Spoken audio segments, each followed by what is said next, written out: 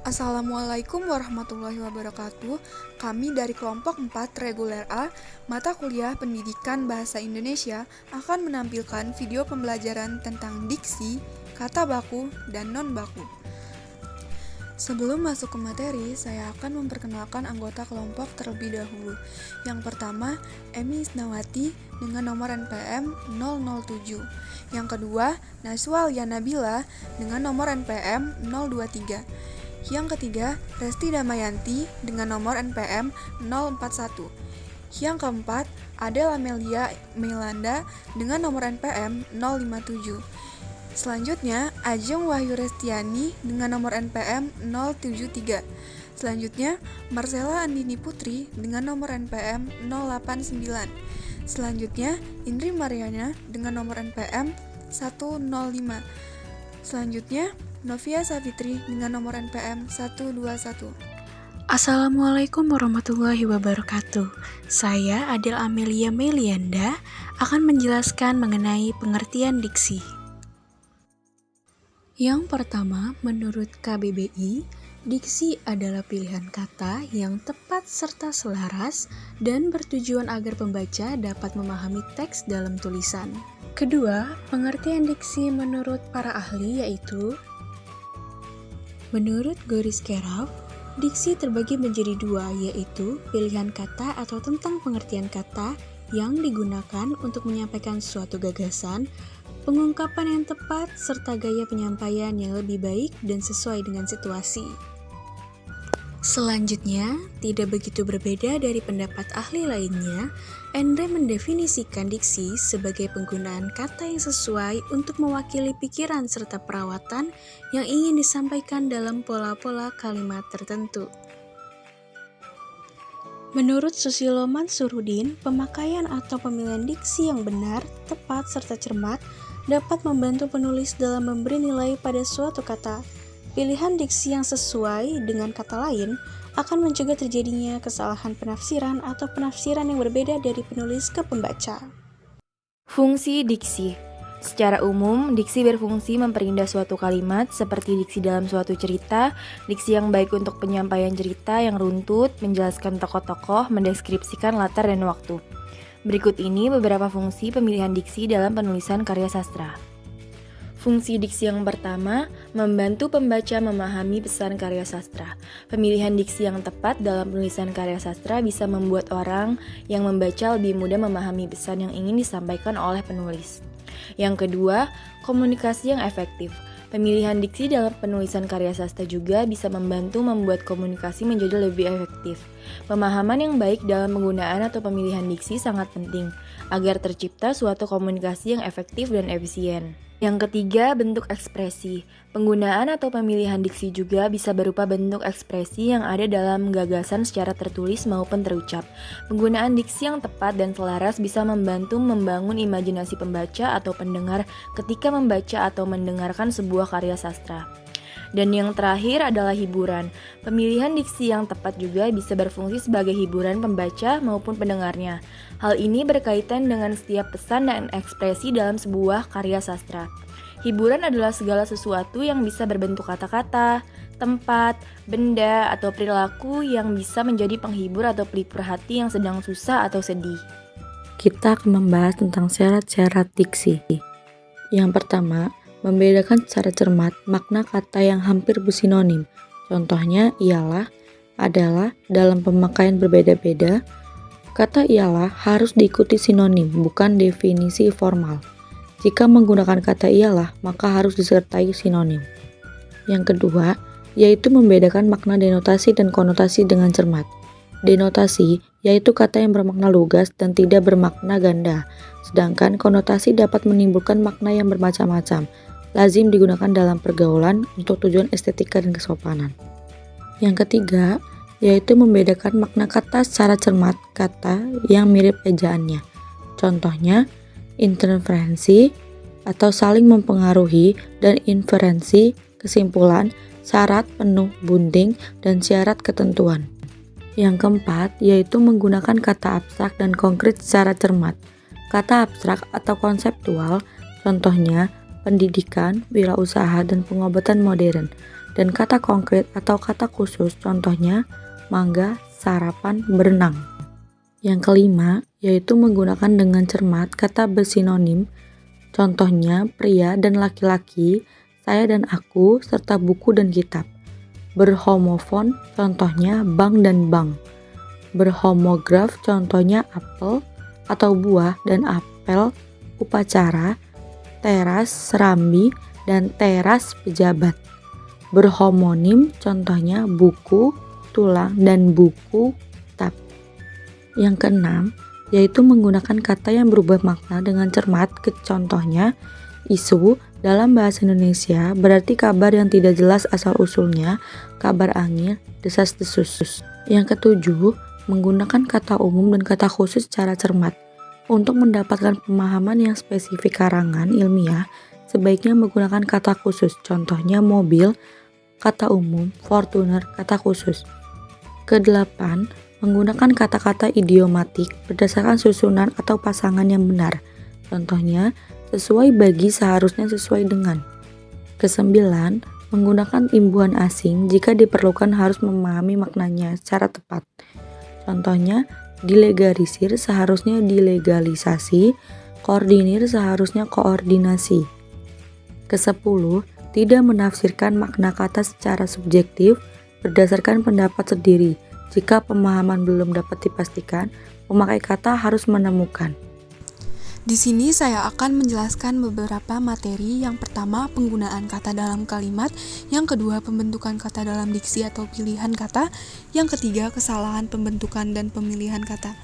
Yang pertama, penggunaan kata dalam kalimat. Pertama, suatu kata bisa mempresentasikan atau mewakili lebih dari satu objek. Contohnya, kata buku bisa mewakili kata ruas dan bisa pula mewakili kata kitab. Selanjutnya, suatu kata bisa diwakili oleh kata lain yang sama artinya. Akan tetapi, kata-kata yang bermakna sama itu tidak bisa digunakan secara sama dalam konteks kalimat yang sama. Contohnya, kalimat pertama, mereka pergi ke Yogyakarta dengan kereta cepat. Kalimat kedua, dengan cepat pertumbuhan penduduk sebesar 2,3% penduduk Indonesia pada tahun 2000. Penggunaan kata cepat pada kalimat pertama sangatlah tepat. Sedangkan pada kalimat kedua, kata cepat seharusnya diganti dengan kata laju. Selanjutnya, pemilihan kata harus didasarkan pada kesesuaian. Kesesuaian pilihan kata dapat dilihat dari kesempatan, seperti kata formal biasanya digunakan dalam ceramah ilmiah dan karya ilmiah, sedangkan non-formal biasanya digunakan dalam percakapan sehari-hari. Selanjutnya ada kata baku dan non-baku, seperti semakin dan semakin, tidak dengan enggak, mengapa dan kenapa. Materi selanjutnya, pembentukan kata diksi atau pilihan kata. Ada dua cara pembentukan kata, yaitu dari dalam dan dari luar bahasa Indonesia. Dari dalam bahasa Indonesia terbentuk kosakata baru dengan dasar kata yang sudah ada, sedangkan dari luar terbentuk kata baru melalui unsur serapan. Materi selanjutnya, kesalahan pembentukan dan pemilihan kata. Yang pertama, penanggalan awalan meng. Yang kedua, penanggalan awalan ber. Ketiga, pemakaian kata depan di, ke, dari, bagi, pada, daripada, dan terhadap. Yang keempat, awalan ke yang keliru, pemakaian akhiran ir. Yang kelima, peluluhan bunyi c. Yang keenam, bunyi s, p, dan t yang tidak luluh. Yang ketujuh, padanan yang tidak serasi. Yang ke-8, bentuk jamak dalam bahasa Indonesia. Selanjutnya saya akan menjelaskan tentang definisi. Definisi di sini adalah suatu pernyataan yang menerangkan pengertian suatu hal atau konsep istilah tertentu. Dalam membuat definisi, hal yang perlu diperhatikan adalah tidak boleh mengulang kata atau istilah yang kita definisikan. Di sini ada contoh dari definisi. Contohnya, majas personifikasi adalah kiasan yang menggambarkan binatang, tumbuhan, dan benda-benda mati seakan hidup selayaknya manusia, seolah punya maksud, sifat, perasaan, dan kegiatan seperti manusia. Selanjutnya, materi kata serapan. Kata serapan adalah kata yang diadopsi dari bahasa asing yang sudah sesuai dengan EYD. Kata serapan merupakan bagian perkembangan bahasa Indonesia. Bahasa Indonesia telah banyak menyerap terutama dalam unsur kosakata. Penyerapan kata ke dalam bahasa Indonesia terdapat dua unsur, yaitu analogi dan anomali. Yang pertama, analogi. Karena analogi adalah keteraturan bahasa, tentu saja lebih banyak berkaitan dengan kaidah-kaidah bahasa. Bisa dalam bentuk sistem fonologi, sistem ejaan, atau struktur bahasa. Selanjutnya, anomali. Anomali ini terbagi atas dua. Yang pertama, kata-kata asing yang diserap ke dalam bahasa Indonesia secara utuh tanpa mengalami perubahan penulisan memiliki kemungkinan untuk dibaca bagaimana aslinya, sehingga timbul anomali dalam fonologi. Contohnya, kata expose, kata aslinya yaitu expose. Selanjutnya yang kedua, kata kadang-kadang tidak hanya terdiri dari satu morfem, ada juga yang terdiri dari dua morfem atau lebih, sehingga penyerapannya dilakukan secara utuh. Misalnya, kata dedikasi berasal dari kata dedication dalam bahasa Inggris. Selanjutnya, kata edukasi berasal dari kata education dalam bahasa Inggris. Saya Indri Mariana akan menjelaskan topik bahasan pengertian kata denotasi dan konotasi, contoh kata denotasi dan konotasi, pengertian kata umum dan khusus, dan contoh kata umum dan khusus. Pengertian kata denotasi. Kata denotasi merupakan makna yang sesuai dengan makna yang sebenarnya atau sesuai makna kamus. Biasanya disebut makna konseptual, yakni makna yang sesuai dengan hasil observasi menurut penglihatan, perabaan, penciuman, pendengaran, perasaan, atau pengalaman yang berkaitan dengan informasi faktual dan objektif. Makna denotasi seringkali dijumpai dalam penulisan karya ilmiah, agar apa yang disampaikan tidak menimbulkan penafsiran ganda bagi pembaca dan dapat dengan mudah menangkap gagasan yang disampaikan penulis. Contoh kata denotasi. 1. Harsa membeli sepeda motor baru. Kata sepeda motor pada contoh di atas merupakan contoh denotasi atau makna sebenarnya. Sepeda motor merupakan jenis kendaraan roda 2 yang dipakai sebagai alat transportasi. Motor termasuk denotasi karena mempunyai makna yang sebenarnya, yaitu jenis kendaraan roda 2. Yang kedua, tangan kanan Ari sakit karena dipukul adiknya. Kata tangan kanan pada contoh di atas artinya yaitu tangan di sebelah kanan. Yang ketiga, Pak Zainal sedang makan hati hasil masakan istrinya. Kata makan hati pada contoh di atas artinya menyantap salah satu organ hewan, yaitu hati yang biasanya sudah dimasak.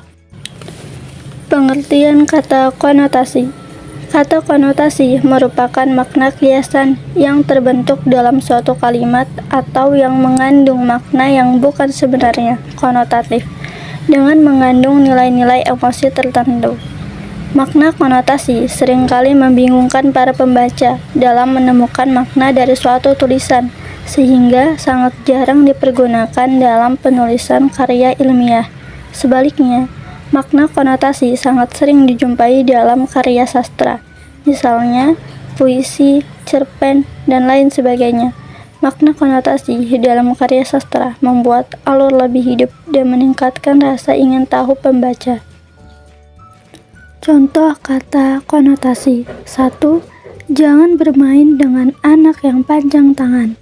Sengsara pada contoh di atas termasuk konotasi karena panjang tangan memiliki makna yang tak sebenarnya, yaitu bermakna orang yang suka mencuri, bukan bermakna tangan yang ukurannya panjang.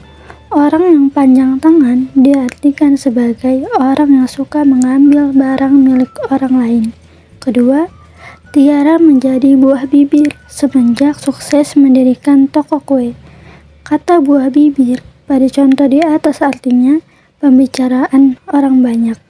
3. Denny tidak terima kalau ia dijadikan kambing hitam atas masalah ini.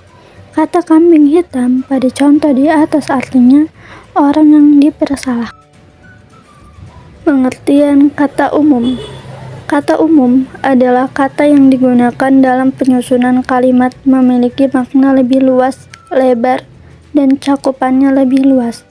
Artinya, kata umum dipakai untuk menjelaskan sesuatu yang tidak spesifik atau masih bisa diperluas lagi makna katanya. Sebab itulah, kata umum seringkali bisa menimbulkan suatu makna yang membingungkan pembaca, sebab tidak ada sesuatu yang lebih spesifik menjelaskan makna pesan yang disampaikan. Contoh kata umum. Vera menanam bunga di pot. Kata bunga pada contoh di atas termasuk kata umum, karena spesifikasinya termasuk kata umum atau kurang khusus. Sementara jenis bunga itu banyak sekali, sehingga akan menimbulkan berbagai macam penafsiran makna pada kata bunga tadi. Pengertian kata khusus. Kata khusus adalah kata yang dipakai dalam penyusunan kalimat yang memiliki makna terbatas, lebih spesifik, dan cakupannya sempit. Artinya, kata khusus menjelaskan sesuatu baik benda, tempat, waktu, bentuk, peristiwa, dan seterusnya secara spesifik, serta tidak dapat diperluas lagi. Sebab itulah, kata khusus bisa lebih memudahkan pembaca memahami makna pesan yang disampaikan dibandingkan kata umum. Contoh kata khusus. 1. Ibu tadi pagi membeli mangga, salak, dan nanas di pasar. Pada contoh kata mangga, salak, dan nanas dalam kutipan di atas termasuk kata khusus karena menyebutkan nama atau jenis buah-buahan yang dimaksud secara jelas. Kata mangga, salak, dan nanas merupakan kata khusus dari buah-buahan. Gambarannya lebih jelas dibandingkan kata buah yang lebih umum dan kurang detail. Yang kedua, hawanya panas sekali. Pada kata panas, kata tersebut termasuk kata khusus indera peraba karena ditanggapi oleh indera peraba yaitu kulit yang sensitif terhadap suhu, rabaan, dan sentuhan. Kata panas digunakan untuk menjelaskan tentang suhu udara yang sedang panas karena suatu hal tertentu seperti matahari yang terik ataupun penyebab lain. Diksi dan penerapannya disusun oleh Novia Sapitri dengan NPM 22160111121. Baiklah, topik yang akan saya bahas kali ini masihlah seputar diksi dan penerapannya, yaitu 1. Pengertian kata ilmiah dan kata populer. 2. Contoh kata populer dan kata ilmiah. 3. Pengertian jargon dan slang beserta contohnya. Yang pertama, pengertian kata ilmiah dan kata populer. Kata ilmiah merupakan kata-kata logis dari bahasa asing yang biasa diterjemahkan ke dalam bahasa Indonesia. Dalam Kamus Besar Bahasa Indonesia, kata ilmiah adalah bersifat ilmu secara ilmu pengetahuan memenuhi syarat kaidah ilmu pengetahuan. Kata-kata ilmiah biasa digunakan oleh kaum terpelajar dan terutama dalam penulisan karya ilmiah, pidato di muka umum, pertemuan resmi, serta diskusi-diskusi khusus. Sedangkan kata populer merupakan kata umum yang biasa digunakan sehari-hari. Jadi kesimpulannya, kata ilmiah merupakan kata yang digunakan oleh kalangan tertentu dalam situasi tertentu pula. Sedangkan kata populer merupakan kata yang dipakai dalam komunikasi sehari-hari. Berikut contoh-contoh kata ilmiah dan populer. Dalam kata ilmiah ada contoh kata harmonis, argumen, analogi, modern, formasi, frustasi, figur, dan tunakarya. Sedangkan di kata populer ada contoh kata sesuai, bukti, kiasan, maju, susunan, rasa kecewa, bentuk, wujud, gelandangan. Dan yang ketiga ialah pengertian jargon dan slang beserta contohnya. Pengertian jargon adalah kosakata khusus yang digunakan di bidang kehidupan tertentu, tetapi tidak dipahami oleh kalangan di luar kalangan tersebut. Contohnya ada kata sikon yang berarti situasi dan kondisi. Selanjutnya, pengertian selang. Selang adalah variasi sosial yang bersifat khusus, rahasia, dan terbatas. Kosakata yang digunakan dalam selang ini selalu berubah-ubah dan penggunaan kata-kata informal dan ekspresi yang tidak dianggap standar dalam bahasa atau dialek pembicara tetapi dianggap dapat diterima dalam pengaturan sosial tertentu. Contohnya ada kata baper, kata pap, kata cabut, dan lain sebagainya. Halo semuanya, perkenalkan nama saya Emi Isnawati, NPM 2216011007. Di sini saya akan menjelaskan materi saya, yaitu materi kata baku. Dalam materi ini saya akan menjelaskan mengenai pengertian kata baku, ciri-ciri kata baku, contoh kata baku, dan contoh kalimat baku. Definisi kata baku dapat diartikan sebagai kata yang sudah benar dari segi aturan ejaan kaidah bahasa Indonesia. Pengertian lain juga menyebutkan bahwa kata baku adalah sebagai kata yang sudah benar dari segi aturan maupun ejaan kaidah bahasa Indonesia. Kaidah bahasa Indonesia dikenal sebagai ejaan yang disempurnakan atau biasa kita kenal EYD atau disebut sebagai tata bahasa baku. Dapat diketahui, bahasa baku digunakan pada kalimat resmi atau ragam bahasa baku, baik itu melalui lisan ataupun tulisan. Ciri bahasa baku yang pertama adalah ragam bahasa standar memiliki sifat kemantapan dinamis yang berupa kaidah atau aturan yang tetap. Baku atau standar tidak dapat berubah setiap saat. Kaidah pembentukan kata yang menerbitkan bentuk perasa dan perumus. Dengan taat, azas harus dapat menghasilkan bentuk perajin dan perusak, dan bukan pengrajin atau pengrusak. Kehomoniman yang timbul akibat penerapan kaidah itu bukan alasan yang cukup berat yang dapat menghalalkan penyimpangan itu. Bahasa manapun tidak luput dari kehomoniman. Di pihak lain, kemantapan itu tidak kaku, tetapi cukup luas, sehingga memungkinkan perubahan yang bersistem di bidang kosakata dan peristilahan dan mengizinkan perkembangan berjenis ragam yang diperlakukan di dalam kehidupan modern. Ciri yang kedua bahasa baku adalah menandai bahasa baku ialah sifat kecendikiannya. Perwujudan dalam kalimat, paragraf, dan satuan bahasa lain yang lebih besar mengungkapkan penalaran atau pemikiran yang teratur dan masuk akal. Proses pencendikian bahasa itu amat penting karena pengenalan ilmu dan teknologi modern yang kini umumnya masih bersumber pada bahasa asing harus dapat dilangsungkan lewat ragam buku bahasa Indonesia. Akan tetapi, karena proses bernalar secara cendikia bukan monopoli suatu bangsa semata-mata, pencendikian bahasa Indonesia tidak perlu berarti pemberatan bahasa. Ciri yang ketiga adalah baku atau standar beranggapan adanya keseragaman. Proses pembakuan sampai taraf tertentu proses penyeragaman kaidah. Itulah ciri ketiga bahasa yang baku. Selanjutnya adalah contoh kata baku, yaitu cabai, kedua antre, ketiga silakan, dan keempat saksama. Selanjutnya contoh bahasa baku dalam kalimat, yaitu yang pertama, memaafkan kesalahan orang lain adalah perbuatan yang mulia. Dari sini kita dapat melihat bahwa kata baku yang tertera dalam kalimat tersebut adalah memaafkan. Selanjutnya adalah apotek terlengkap di kota ini menyediakan jenis obat-obatan. Kata baku dalam kalimat tersebut adalah apotek.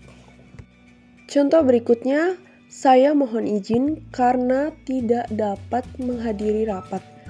Jika pimpinan berkenan, kehadiran saya akan digantikan karyawan yang lain.